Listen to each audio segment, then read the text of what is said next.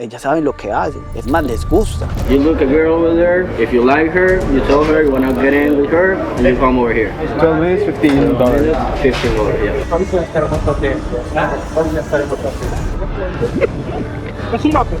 ¿Cómo? Tu vedrai che loro ti rispondono: se avessi saputo di prendere $30 e doverne dare 15 a loro, rimanevo a battere in Colombia. Muy niñas, no tienen cara de ser prostitutas. ¿En serio no quieres estar conmigo?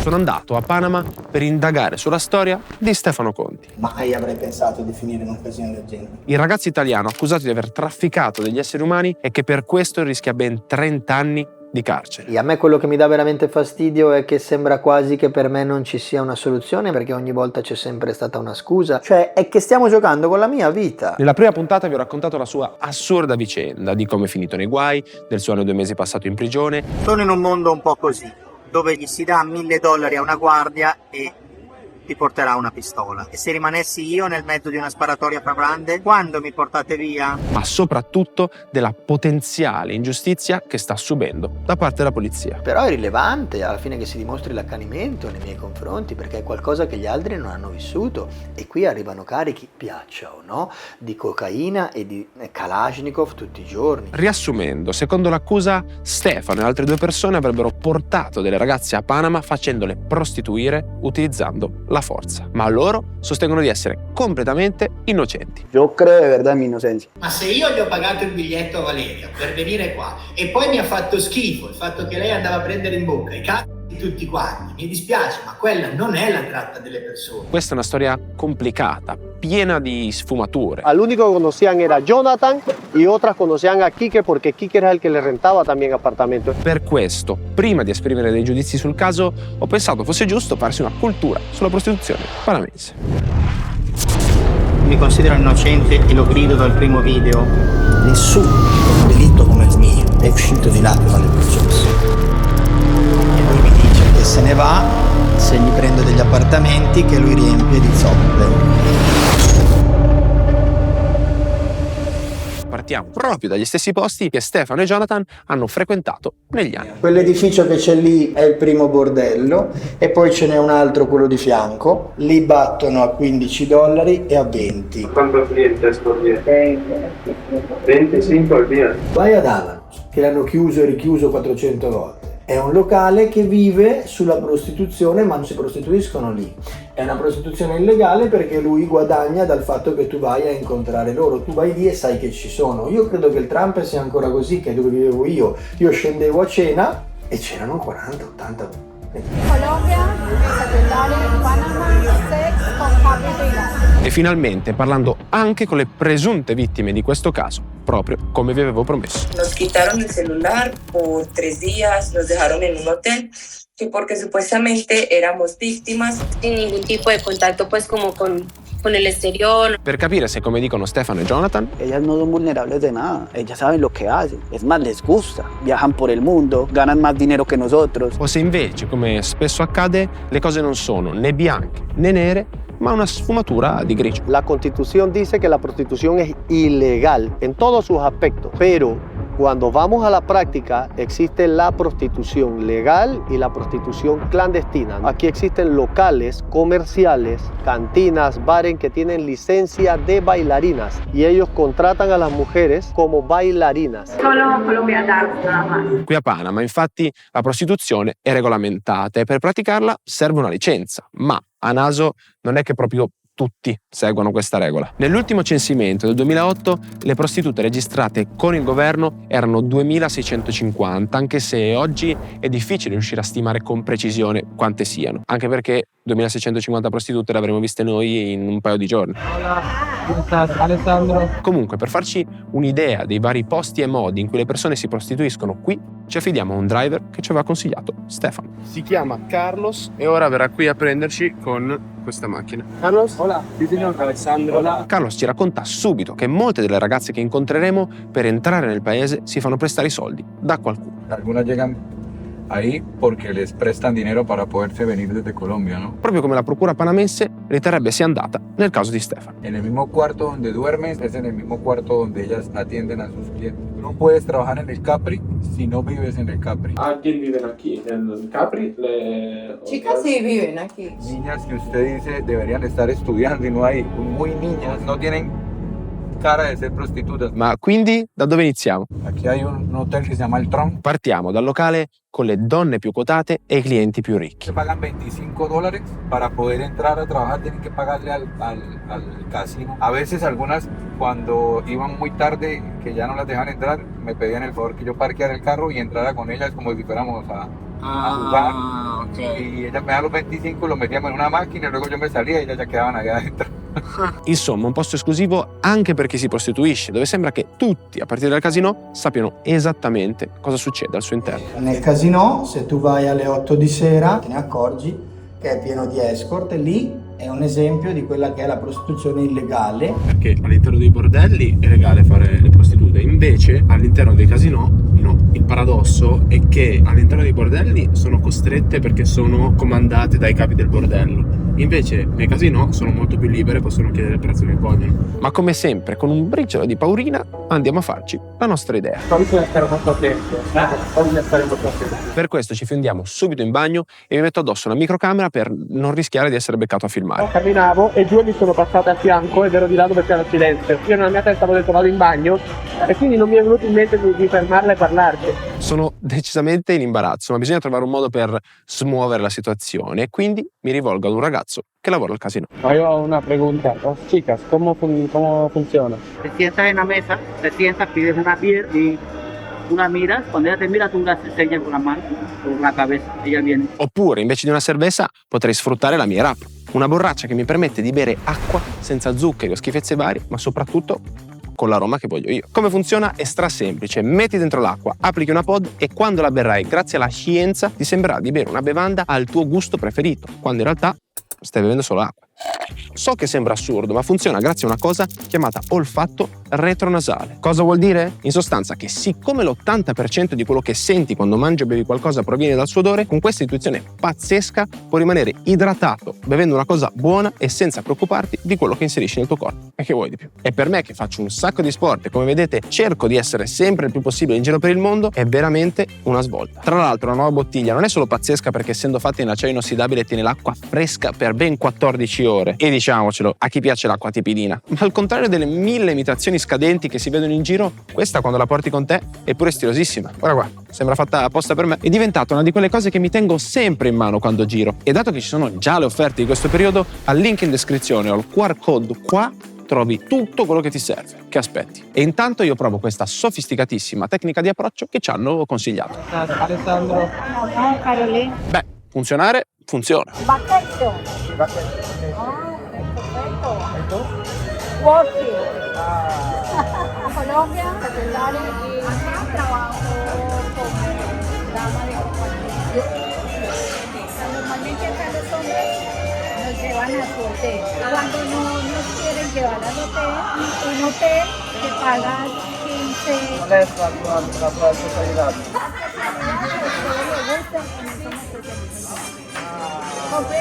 Momento. Meglio non farsi prendere troppo la mano. Nosotros no necesitamos eso, que acá vienen personas de calidad. Con ustedes que son papacitos, sí, claro. Prendo il complimento e porto a casa. Porque tiempo límite en Panamá, only 3 meses.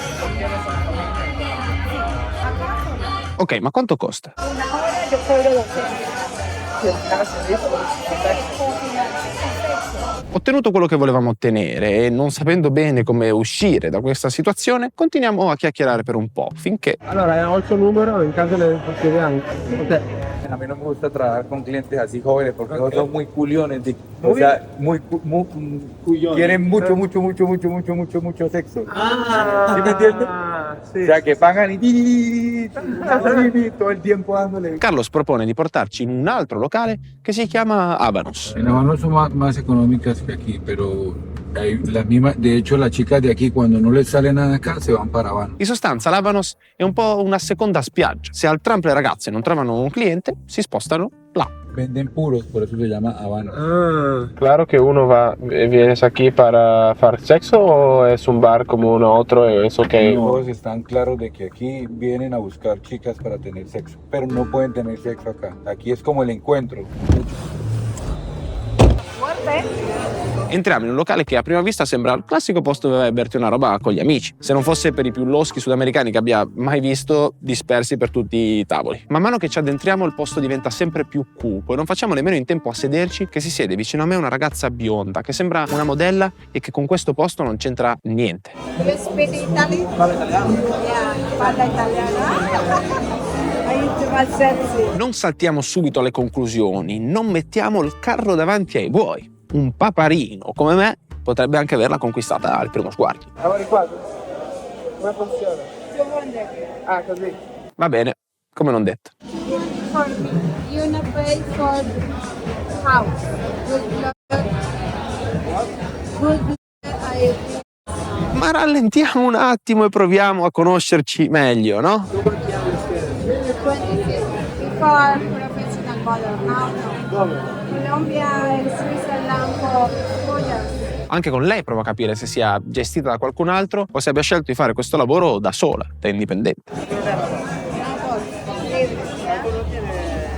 In Europa es más dangerous. Panama, en Europa es Londres, oh my God, Marrakech, Nigeria, no, men black rock, es más dangerous. E allora quale tipo di uomo mai potrà piacerle? Yeah, you handsome, you class, you clean, you perfect. E qui effettivamente mi tornano in mente le parole di Stefano. Ecco, la colombiana e la venezuelana sono molto famose per darti le parole più dolci, più sensuali, i complimenti più belli. E anche quelle di Jonathan. Este sistema las hace ver como víctimas, pero ni ellas mismas se creen víctimas. Mis amigas me dicen, amor, ¿víctimas de qué? Ellas saben lo que hacen, es más, les gusta. Ellas hacen eso porque quieren, viajan por el mundo, ganan más dinero que nosotros, se lo puedo garantizar, esas mujeres facturan demasiado, en fiestas, en yates. ¿Cuál es la vulnerabilidad de una chica de estas? Mantienen su famiglia super bien. Proprio sul più bello, però, la mia copertura rischia di saltare per l'ultima cosa che mi sarei aspettato succedesse. Mentre continuo a parlare con la mia nuova amica, un ragazzo viene verso di me e mi dice: qui rimango di stucco e gli faccio capire con lo sguardo che non devi in nessun modo attirare l'attenzione verso di noi, perché se scoprono cosa stiamo facendo e trovano la telecamera nascosta, qui siamo spacciati. Riesco a dissimulare agli occhi dei buttafuori facendo credere sia un amico che ho incontrato lì per caso, ma la ragazza nota qualcosa di strano e in 2 secondi se ne va, tra l'altro chiedendomi dei soldi e io pure stupido che gliel'ho dati. Pazzesco, mi ha chiesto la mancia per essere stata qua a parlare. Prima che le cose si mettano troppo male, decidiamo di andarcene perché l'indomani avremo bisogno di una marea di energia per il nostro giro, che diventerà sempre più intenso. La mayor, prostíbulo esa, y la bocatoreña. ¿Y esto que esperan aquí? ¿Quién es? ¿Clientes que están esperando? Sí, o aquí se ve mucha venta de droga. Carlos ci porta in un altro dei posti di cui ci aveva parlato Stefano. Questo qua è il posto in cui dobbiamo entrare ed è decisamente losco. Dall'esterno non si vede niente. Io non so Stefano come faceva a venire in questi posti. Avvicinandoci al locale notiamo un omone all'ingresso che a sua volta sembra aver notato noi. Sicuramente tutti saranno curiosi dei nostri confronti, quindi vediamo cosa succede. Facciamo per entrare nel locale e mentre io vengo lasciato passare senza alcun problema, Giacomo con la microcamera viene fermato dall'energumeno che ci stava osservando. Se la trovano, Giacomo è spacciato.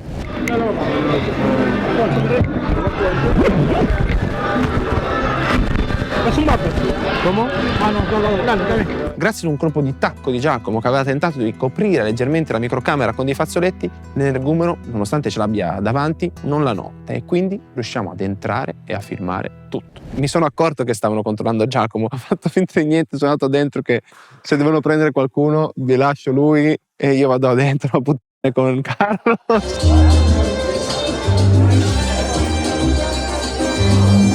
Se dovessi descrivere quello che ci troviamo davanti con una parola, sarebbe disperazione. Uno stanzone pieno di uomini ubriachi seduti ad aspettare il loro turno, circondati da ragazze mezze nude alla ricerca del prossimo cliente. Il grande paradosso, come ci aveva detto Stefano, è che solo nei locali come questi la prostituzione sarebbe legale e si dovrebbe esercitare con una licenza, ma le condizioni sono veramente impossibili. Ormai però siamo in missione e quindi non possiamo stare con le mani in mano. Il discorso è che dobbiamo agire, non possiamo stare così. Dopo un po' che osserviamo la situazione, ci rendiamo conto che prima o poi tutte le ragazze entrano in questa porta. Puoi entrare lì per cercare una ragazza, entri, dici dov'è, sto cercando una ragazza. E siccome anch'io voglio capire cosa c'è dietro quella porta,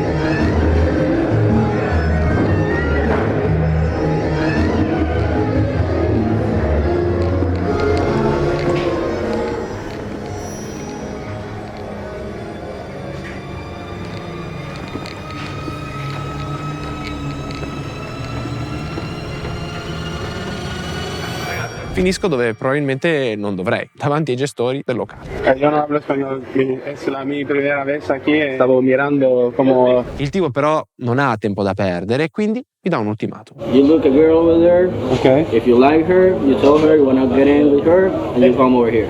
12 minutes, $15.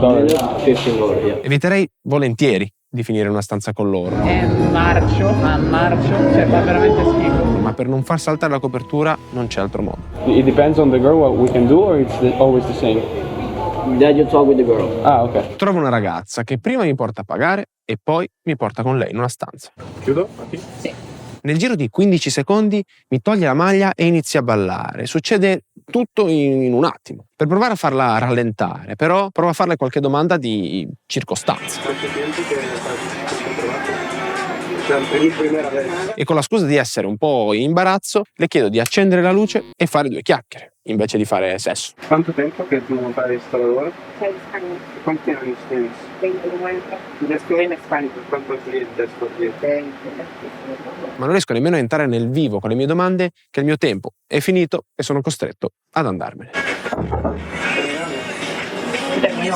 Fuggiamo da questo postaccio il più velocemente possibile e Carlos ci dice che è l'ora di andare al Capri, il posto di cui tutti parlano. Tú no has escuchado del Capri, ¿no? Allá se trata de personas. A esas muchachas le quitan el pasaporte. Esas muchachas no pueden salir de ahí hasta que no cumplan una quota. Se tu vai al Capri, quelle ragazze sono obbligate, non possono decidere loro il prezzo. Es que eso también es una mafia que hay ahí con los establecimientos y el gobierno. È tutto molto strano fin da subito, non facciamo nemmeno in tempo ad entrare che ci accennano immediatamente ad un contest. Hay varios premios, pero empiezan los premios desde 4 cervezas hasta estar con 2 chicas. Già il fatto che un uomo all'ingresso mi dica che posso vincere una notte con 2 donne non è che mi faccia pensare proprio ad una grande indipendenza, ma andiamo avanti.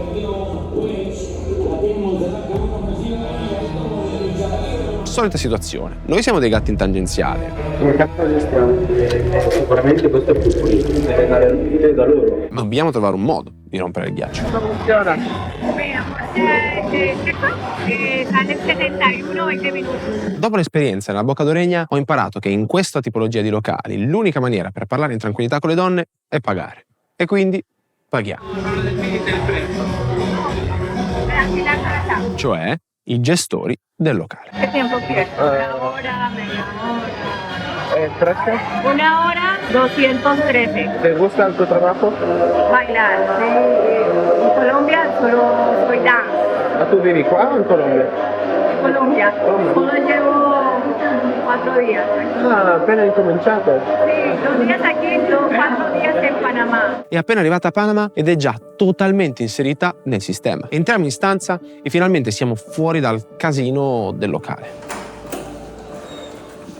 Questa volta decido di tagliare corto e farle subito la domanda che ci interessa per il caso. ¿Quién te obliga a hacer este trabajo? Los dueños. El señor es necesario. ¿Por qué? Sí, toca. A tú te gustaría bailar y Solo basta. bailar. ¿Y por qué viniste en Panamá y no en otro lugar? Porque acá es mejor el dinero. Más dinero aquí. Io però voglio capire qual è la dinamica economica tra queste ragazze e chi le gestisce. Yo he pagato l'EFE. ¿Cuánto dinero? ¿Para mí? Sí. La mitad. ¿Por qué no tú en otros lugares? Es el mejor. Hay otros más complicados. Ma chi le vuole bene sa che fa questo lavoro? No, solo bailo, che bailo però non canto questo qua. Hai appena iniziato a fare questo lavoro? Quali sono le cose che ti danno più fastidio? Groseros, no me gustan los hombres cochinos, no, o groseros o machistas. Mi dispiace capire se tu eres in questa situazione. Sì, grazie. Ti assomiglia? Non so se tutto quello che mi sta dicendo sia vero, ma so che questa donna ha 2 figlie, le ama ed è per questo che è qui. Cochichi, le gustan mucho los peluches. Tu le ami molto e stai facendo questo per loro. Soy mamá y papá, no tienen papá. È una situazione veramente difficile in cui immedesimarsi, perché nonostante non ci sia nessuno che con la violenza la obbliga a farlo, è la violenza del dover sopravvivere che la mette in questa condizione. ¿En serio no quieres estar conmigo? No. Perché è una cosa che ti fa soffrire, io non voglio... ¿Puedo abrazarte? Certo.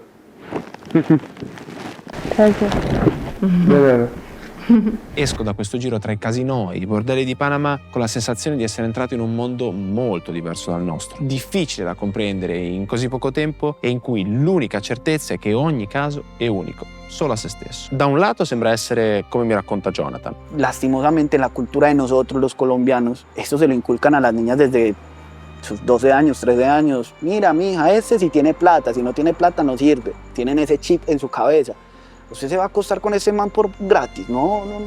Dall'altro penso a quello che mi hanno detto, tra le righe i posti in cui sono stato e le ragazze con cui ho parlato. Abbiamo parlato mezz'ora e mi ha detto delle robe assurde. Vero? Sì. Lo squallore di fare sesso con qualcuno come se fosse un autolavaggio. Paghi in cassa, entri nella stanza, esci dopo qualche minuto e avanti il prossimo. Siccome però ho appunto l'unica certezza è che ogni caso è unico solo a se stesso, dopo questo giro tra i bordelli abbiamo provato a parlare proprio con le presunte vittime della nostra storia. Hola.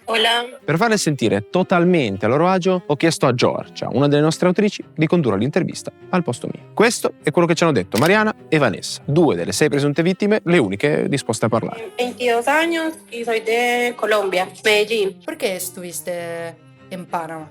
Yo tenía otra relación con Jonathan. Vanessa è lì a trovare Jonathan, in quel momento il suo fidanzato, e fa la cameriera. En esa semana que llegué pasó todo. Mentre Mariana inizia a prostituirsi, ma sostiene che nessuno gliel'abbia imposto. Yo tomé la decisión yo sola. Finché una sera, durante una festa, succede quello che ci aveva raccontato anche Jonathan. Estábamos en el hotel pues con las chicas y mis amigos compartiendo. Empiezan a tocar la puerta del hotel muy duro. Nosotros abrimos. Desde el principio, los policías pues súper agresivos, nos quitaron los celulares así, no nos leyeron los derechos, nos hicieron desnudar completamente para requisarnos y ni siquiera fue como aparte, fue como delante de todos. Insomma, la polizia inizia a maltrattare tutti e poi le porta via. Se los llevó a ellos y a nosotras nos llevaron para otra parte. A questo punto le ragazze passano 3 giorni senza telefono e senza poter contattare nessuno. Nos dejaron en un hotel que porque supuestamente éramos víctimas y ellos nos tenían como secuestradas.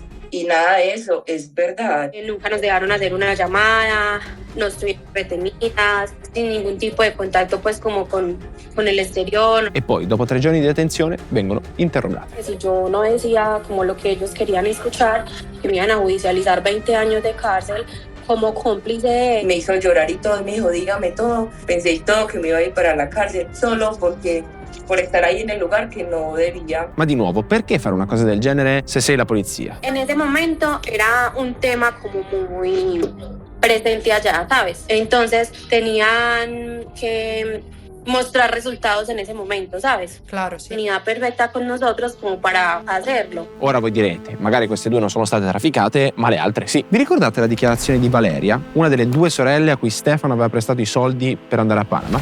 Il debito dovevamo pagarlo a Stefano in contanti. E vi ricordate che Stefano aveva detto che era stata la polizia a costringerla a dire quelle cose? A Valeria gli hanno chiesto dici che ti ha dato i soldi Stefano Conte e questo è lì a verbale. Poi si scoprirà che comunque quelle ragazze sono state minacciate, che quelle dichiarazioni sono state, se così si può dire, estorte. Ecco, abbiamo trovato la seconda dichiarazione ufficiale di Valeria in cui dice che quel giorno in questura le cose non sono andate proprio come sembra. Giuri di dire la verità su tutto ciò che sai riguardo le domande che ti verranno poste in questo caso? Sì, lo giuro. Di cosa ti occupi? Faccio la prostituta. E lo fai in maniera volontaria? Sì, volontariamente perché mi piace. Puoi muoverti liberamente qui a Panama? Sì, certo, vado dove voglio. Quello che hai guadagnato prostituendoti, come hai distribuito quei soldi? Tutto quello che guadagnavo lo tenevo io e inviavo dei soldi alla mia famiglia in Colombia, ma era tutto mio perché sono indipendente. Qui Valeria conferma quello che abbiamo visto in locali come il Trump o l'Habanos. Lei si prostituiva tranquillamente, indipendentemente, senza nessun capo. Poi le viene chiesto di Stefano, nello specifico. Conosci il signor Stefano Giampaolo Conti? Io lo conosco come Romeo. L'ho conosciuto come Stefano il giorno in cui sono andata in procura. L'ho conosciuto tramite Jonathan. Così sono venuta e ci siamo conosciuti molto bene. Mi ha dato tutto quello che volevo. Ma poi, quando ho iniziato a pubblicarmi su quelle pagine, lui non lo sapeva e quando lo scoprì si arrabbiò moltissimo. Quanto ti ha prestato Stefano per venire qui a Panama? $1.000 per due, $2.000 in totale. Per me ci sta, cioè voglio dire, te li do, vieni. Poi cosa ti devo dire? Se me li ridarai bene e se no li ho persi. Quanto tempo avevi per restituirgli i soldi che ti ha dato per venire qui a Panama? No, non me li ha dati in prestito, ci stavamo frequentando. Poi abbiamo litigato e mi ha chiesto di avere una relazione seria senza commettere più errori o dovevo restituirglieli. Ma non avevo una data precisa per restituirglieli, era quando volevo io. È brutto da dire perché c'è gente che fa fatica per $2.000, però io alla fine, onestamente parlando, non me ne sarei neanche accorto e non ho preso indietro niente. Valeria, una domanda. Ti consideri vittima del signor Romeo? No. Ma allora perché quella prima dichiarazione in cui lo inchiodava? In quei giorni stavo male, non avevo la concezione del tempo, né dei giorni né di altro, ero persa. Ricordi come ti sei sentita quando hai rilasciato la dichiarazione in procura? Sì, stavo molto male, avevo paura e non sapevo cosa mi sarebbe successo. Valeria sostiene di essere stata minacciata proprio come le altre due ragazze. E se così fosse, questa dichiarazione cambia tutto. È vero che io gli ho prestato i soldi, ma nessuno l'ha obbligata. Nessuno gli ha detto che avrebbe dovuto solo ballare, cioè nessuno gli ha detto un cazzo, capisci? E come fa Stefano a essere colpevole di un crimine per il quale non ci sono vittime? Mi hanno paragonato a Chicco Forti. Io non sto dicendo se è stato lui o no, ma almeno c'è stato un morto. È brutto, ma è vero. Qualcuno lì ha sofferto, una famiglia ha pianto. Cazzo, io non ho contro nessuno. Los tres imputados por un delito gravísimo están en su casa. Por lo menos en algún momento el Estado reconoció que la Fiscalía o se está equivocando o sta próxima a equivocarsi. E perché qualcuno dovrebbe montare tutta questa storia per rovinare la vita a lui, a Jonathan e pure a Enrique? A questa domanda, apparentemente senza risposta, però non siamo gli unici a voler trovare la soluzione. Abbiamo scoperto che là fuori c'è un mondo di persone, da normali cittadini a politici di alto profilo che, lontano dai riflettori, stanno indagando da mesi per riuscire a capire cosa diavolo sia successo. Voi, con noi, state per incontrarli, ma state anche per scoprire l'altra faccia di Stefano Conti. Nel prossimo episodio. Non posso credere che arriveranno veramente a darmi 25 anni di quel posto là e non riuscirò a fare niente. Per me dovresti tornare domani mattina in Italia, non te la pigliare con me. Se dovesse andarmi male, magari mi riprenderai tu mentre scappo. Prendo un esercito, come ce l'hanno loro, vediamo. Sparano loro, sparo io. Mi devono lasciare passare, li faccio fuori. E sì, tanto alla fine ormai sono morto. Chi è la casa delle vittime se sei morti a quelle vittime?